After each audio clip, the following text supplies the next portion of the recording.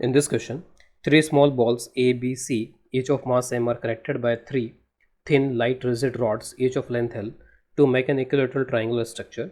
The structure is sliding on a frictionless horizontal floor with all the three balls on the floor. At an instant, the ball A is observed moving with velocity v along the rod AB and ball B moving along the rod BC. Find tension in each rod. तो यहाँ पे जो ये different balls हैं, तो ये जो ए ball है वो ए बी इस डायरेक्शन में मूव कर रही है, जो बी बॉल है वो इस डायरेक्शन में मूव कर रही है, यानी कि दोनों के चलने का डायरेक्शन अलग अलग है। अगर ये प्योरली ट्रांसलेटरी मोशन होता तो सभी के सभी पार्टिकल एक ही डायरेक्शन में मूव कर रहे होते, यहाँ पे एक ही वेलोसिटी एक ही डायरेक्शन मूव कर रहे होते, लेकिन यहाँ पे डायरेक्शंस अलग अलग हैं। तो इसका मतलब यहाँ पर ये है कि ये जो बॉडी है ये एक तरीके से यहाँ पर ट्रांसलेशनल प्लस रोटेशनल टाइप के मोशन में हो सकती है। एटलीस्ट प्योर ट्रांसलेशनल तो नहीं है, ये तो हम यहाँ पे सियोरिटी के साथ बोल सकते हैं कि it is not pure translational. तो यहाँ पर ये translational plus rotational in general हम बोल सकते हैं कि इस तरीके का मोशन परफॉर्म कर रही होगी। अब यहाँ पे मैं वेलोसिटीज़ को यहाँ पर रिप्रेजेंट करता हूँ, वेलोसिटीज़ का डायरेक्शन। अब इस क्वेश्चन में जो थीम है वो थीम यहाँ पर ये है कि जो भी यहाँ पे डिफरेंट पॉइंट्स है, अगर कोई भी रिजिड बॉडी होती है और वो रिजिड बॉडी चाहे कैसे भी मूव करे, उसके किसी भी दो पॉइंट्स के बीच का जो गैप है वो गैप हमेशा कांस्टेंट रहना चाहिए। तो सेपरेशन बिटवीन, तो मैं मेन पॉइंट्स जिन पे क्वेश्चन बेस्ड है उनको यहाँ पे बार में लिखने जा रहा हूँ। Separation between any two points remains constant. तो ये सेपरेशन कांस्टेंट रहता है, इसका मतलब है there is no velocity of approach, there is no velocity of separation. तो किसी तरीके का अप्रोच और सेपरेशन जो कुछ भी है वो सारा जीरो होना चाहिए, ना तो कोई अप्रोच होना चाहिए, ना कोई सेपरेशन यहाँ पे होना चाहिए। वेलोसिटी यहाँ पर इस तरीके की होनी चाहिए कि अप्रोच या सेपरेशन ना हो और दो पार्टिकल्स के बीच का जो गैप है वो गैप हमेशा यहाँ पर कांस्टेंट रहे। और कोई भी एक पार्टिकल अगर दूसरे पार्टिकल के रिस्पेक्ट में अगर कोई मोशन करता है, जैसे मैं एक डायग्राम यहाँ पे एक अलग से बना देता हूँ। सपोज़ यहाँ पे ये दो पार्टिकल्स लेट से ए और बी हैं, तो इनकी वेलोसिटीज़ कुछ ऐसी होनी चाहिए कि velocities along the line joining equal होनी चाहिए, क्योंकि सेपरेशन किससे क्रिएट होता है यहाँ पे, velocities along the line joining. Just मैं यहाँ पर फॉर एग्जांपल लेट से इसकी वेलोसिटी कुछ इस डायरेक्शन में है, इसकी वेलोसिटी लेट से कुछ इस तरीके की डायरेक्शन में है, this is v1, this is v2। तो v1 का जब मैं ये कंपोनेंट करूँगा इस लाइन के अलोंग, दोनों को मिलाने वाली लाइन के अलोंग, और v2 का जब मैं कंपोनेंट करूँगा दोनों को मिलाने वाली लाइन के अलोंग, तो ये जो कंपोनेंट्स हैं v पैरेलल दोनों में बराबर आने चाहिए, तभी यहाँ पर सेपरेशन या अप्रोच जीरो रहेगा। और उसके बाद में जो परपेंडिकुलर कंपोनेंट्स हैं, तो परपेंडिकुलर कंपोनेंट्स यानी कि परपेंडिकुलर डायरेक्शन में रिलेटिव मोशन हो सकता है। Along the line joining relative motion नहीं होगा, अगर रिलेटिव मोशन हुआ तो फिर सेपरेशन चेंज होगा। परपेंडिकुलर डायरेक्शन में रिलेटिव मोशन हो सकता है। अगर मान लीजिए कि दिस वेलोसिटी इज़ लेट से v perpendicular a and this is v perpendicular b, तो अगर मैं किसी एक को अगर रोक देता हूँ तो दूसरा पार्टिकल इस लाइन के परपेंडिकुलर चलता हुआ मिलेगा। इसका मतलब है कि वो इसको सर्कुलर मोशन करता हुआ दिखाई देगा। अगर मैं ए को रोक देता हूँ तो ए के रेस्पेक्ट में बी सर्कुलर मोशन करेगा, अगर मैं बी के रेस्पेक्ट में देखता हूँ तो बी के रेस्पेक्ट में ए सर्कुलर मोशन करेगा, क्योंकि जो वेलोसिटी है वो वेलोसिटी इस लाइन के परपेंडिकुलर रहेगी अगर मैं किसी एक पार्टिकल को रोक के रखता हूँ। तो with respect to a particle any other particle, किसी भी पार्टिकल के रेस्पेक्ट में जो कोई भी दूसरा पार्टिकल है यहाँ पे, तो with respect to a particle any other particle will perform circular motion. तो किसी भी एक पार्टिकल के रेस्पेक्ट में दूसरा पार्टिकल यहाँ पे सर्कुलर मोशन करेगा। और मैं जो ओमेगा कैलकुलेट करूँगा अगर किसी भी एक पार्टिकल के फ्रेम में, मैं चाहे बी को रोक के बात करूँ, चाहे ए को रोक के बात करूँ, चाहे किसी को भी यहाँ पे रोक के बात किया जाए। रोक के बात करने का मतलब है किसी के फ्रेम में बात किया जाए, जो ओमेगा एंगुलर वेलोसिटी आएगी, जो एंगुलर एक्सेलरेशंस आएंगे, वो सब के सब बराबर आएंगे यहाँ पे। तो ये रिजिड बॉडी की खासियत होती है, जिनको मैंने यहाँ पर कुछ पॉइंट्स में यहाँ पर रिप्रेजेंट कर दिया है। ओमेगा आप चाहे ए के फ्रेम में कैलकुलेट करो, चाहे बी के फ्रेम में, किसी पार्टिकल के फ्रेम में ओमेगा आप कैलकुलेट करो, ओमेगा वही आएगा। जैसे अगर मैं बी के फ्रेम में बात करता हूँ तो बी के फ्रेम में ए की जो वेलोसिटी है परपेंडिकुलर डायरेक्शन में, ये दोनों कंपोनेंट्स ऐड हो जाएंगे, डिवाइडेड बाय डिस्टेंस हो जाएगा। अगर मैं ए को रोक के बात करूँगा तब भी वही बात होगी यहाँ पे। तो आप कैसे भी कर लो, कोई भी दो पार्टिकल्स आप सेलेक्ट कर लो, हम सब में यही बात कॉमन मिलेगी। ठीक है, तो अब जो हमारा प्रॉब्लम है इसके ऊपर आते हैं। तो इस प्रॉब्लम में सपोज़ अगर मैं बी पार्टिकल की वेलोसिटी को अगर मैं इधर अज्यूम कर लेता हूँ। अब इसमें इस क्वेश्चन में ये भी ध्यान देने की ज़रूरत है कि ए की तो वेलोसिटी का मैग्नीट्यूड और डायरेक्शन हमको दिया गया है, लेकिन बी की वेलोसिटी का सिर्फ डायरेक्शन दिया गया, मैग्नीट्यूड यहाँ पर नहीं दिया गया। ये चीज़ इंपॉर्टेंट है। तो बी की वेलोसिटी लेट से कुछ इस तरीके की डायरेक्शन में है और इसकी वेलोसिटी को मैं v1 अज्यूम कर लेता हूँ। तो ए की वेलोसिटी यहाँ पर अब किस डायरेक्शन में होगी? जैसे यहाँ पर मैंने अगर बी की वेलोसिटी को इस डायरेक्शन में अज्यूम कर लिया है, तो ए की वेलोसिटी क्योंकि इस ए बी के अलॉन्ग है, तो या तो वो इस डायरेक्शन में होगा या फिर वो इस डायरेक्शन में होगा। कोई एक डायरेक्शन में यहाँ पर ए की वेलोसिटी हो सकती है। अगर इस डायरेक्शन में हुआ तो क्या हो जाएगा कि बी की वेलोसिटी का कंपोनेंट इस डायरेक्शन में आ जाएगा ऐसे, तो फिर दोनों एक दूसरे को अप्रोच करने लगेंगे इस लाइन के अलॉन्ग यहाँ पे, तो गैप कम होना स्टार्ट हो जाएगा इसका मतलब। तो ऐसा तो नहीं हो सकता है। तो इसका मतलब ए की वेलोसिटी जो है वो इस डायरेक्शन में होनी चाहिए, जिससे कि ये जो अलोंग द लाइन कंपोनेंट्स हैं, ये कंपोनेंट जो है, या ये दोनों जो वेलोसिटीज़ दिख रही हैं इस लाइन के अलोंग, वो वेलोसिटीज़ बराबर हो जाएं और किसी भी तरीके का रिलेटिव मोशन इस डायरेक्शन में ना हो। तो अब मैं डिसाइड कर लेता हूँ यहाँ पर ए की वेलोसिटी। तो ए की velocity will be like this. तो ये मैग्नीट्यूड और ये डायरेक्शन सब कुछ यहाँ पर ए के लिए मुझे पता है। इसके अंदर ये सारी लेंथ यहाँ पर जो भी हैं वो एल के इक्वल है। अब इसके बाद मैं इस क्वेश्चन को सॉल्व करने के लिए मैं ओमेगा कैलकुलेट कर लेता हूँ कि इस सिस्टम का यहाँ पर ओमेगा कितना है, कितनी एंगुलर वेलोसिटी से सिस्टम यहाँ पर मूव कर रहा है। फ्रिक्शन लेस सरफेस पे चल रहा है, किसी तरह की कोई फ्रिक्शन, कोई हॉरिजॉन्टल फोर्स पूरे सिस्टम पे नहीं है। वर्टिकल में कोई मोशन नहीं है, वर्टिकल में जो भी फोर्सेज हैं वो बैलेंस हो रहे होंगे। तो मैं यहाँ पर ओमेगा कैलकुलेट करने की कोशिश करता हूँ। ओमेगा कैलकुलेट करने के लिए एक बार मैं जो बी की वेलोसिटी है पहले ये कैलकुलेट करने की कोशिश करता हूँ।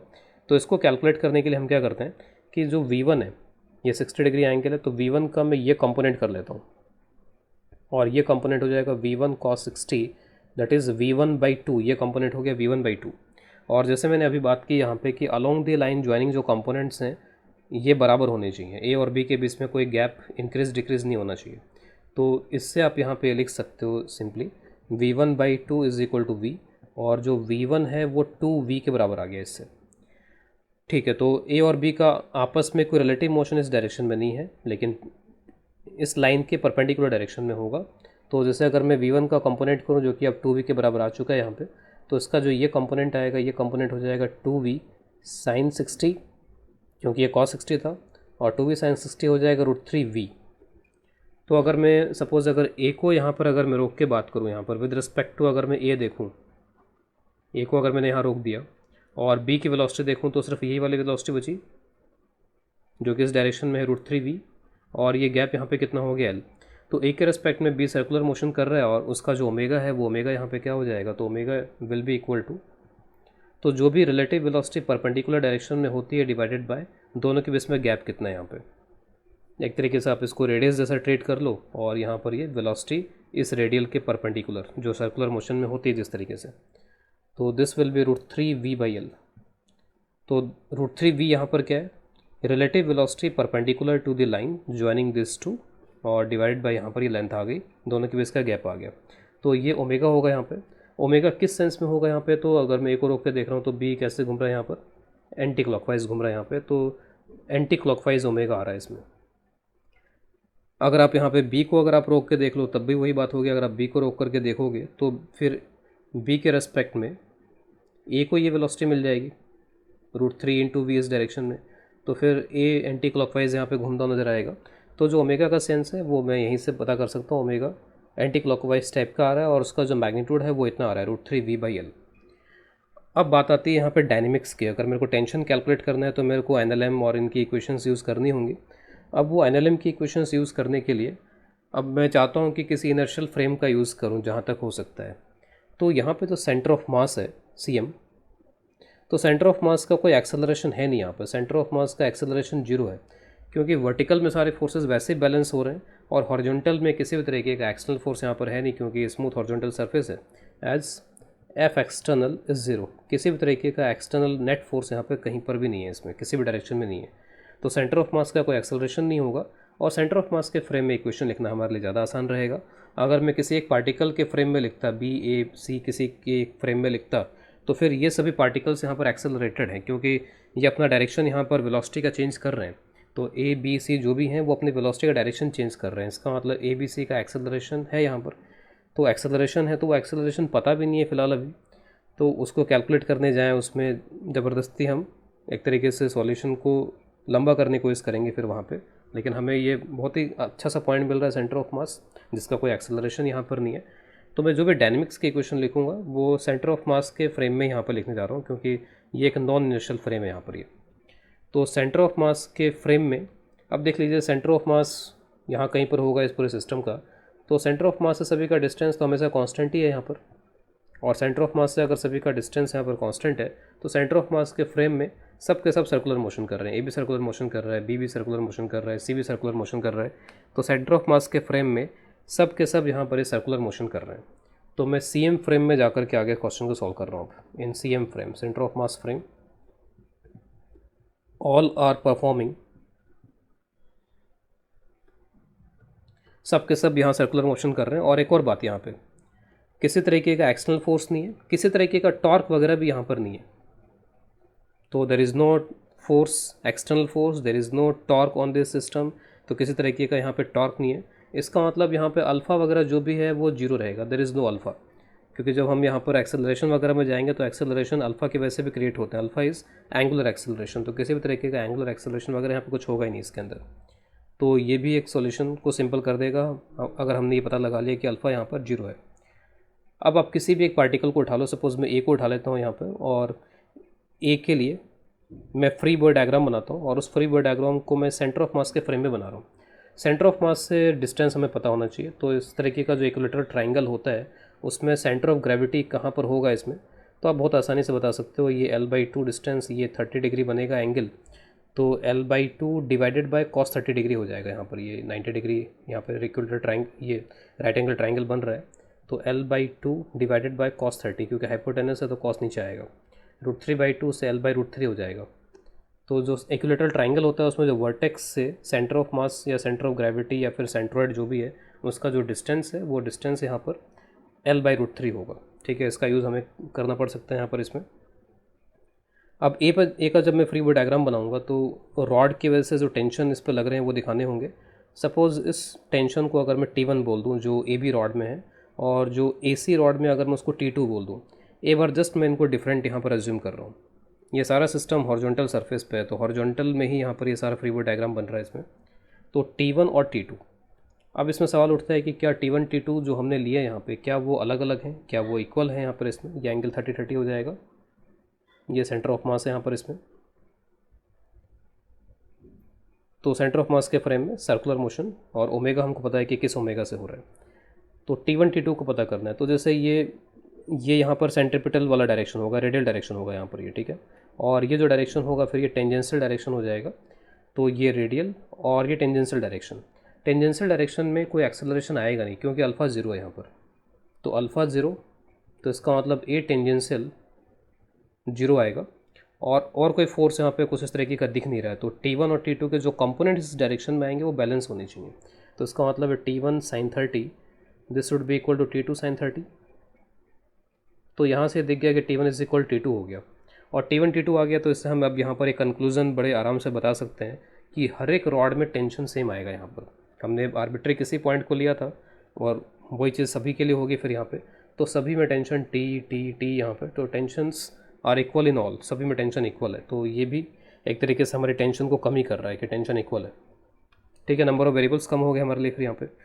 अब बस सीधे सीधे सेंटर की तरफ, यानी कि इसके अबाउट ये सर्कुलर मोशन कर रहा है, तो ए पे लगने वाले जो फोर्सेस हैं उन फोर्सेस का रिजल्टेंट सेंटर की तरफ अगर मैं लिखूँगा तो वो इसको सेंट्रीपिटल फोर्स प्रोवाइड कर रहा है। तो कौन कौन से हो जाएंगे यहाँ पे, टी का भी कंपोनेंट कर लीजिए, दोनों का कंपोनेंट कर लीजिए, तो ये हो जाएगा 2t cos 30। ठीक है, मैं इस डायरेक्शन में लिख रहा हूँ, सेंटर की तरफ इक्वेशन लिख रहा हूँ। तो 2t cos 30 mass m omega square into r, और आर की जगह पे L/√3 आएगा। ठीक है, तो यहाँ पर बस अब 2t cos 30 is √3/2, m omega की वैल्यू हमारे पास में है ऑलरेडी, तो उसको आप यहाँ पर रख लोगे, स्क्वायर कर लो आप, तो 3v²/L² हो जाएगा। This will be L/√3। तो कुछ कैंसिलेशंस होते हुए दिख रहे हैं, तो 2 and 2 इज़ कैंसल्ड। यहाँ पे √3 और ये भी √3, ये √3 हो जाएगा, √3 फिर इधर से कैंसिल हो जाएगा, एक L कैंसिल हो जाएगा यहाँ से। जो टेंशन का फाइनल आंसर मेरे को मिल रहा है दैट आंसर इज़ mv²/L, और यही टेंशन हर एक रॉड में होगी यहाँ पे। तो हर एक रॉड में टेंशन का आंसर हो जाएगा mv²/L के।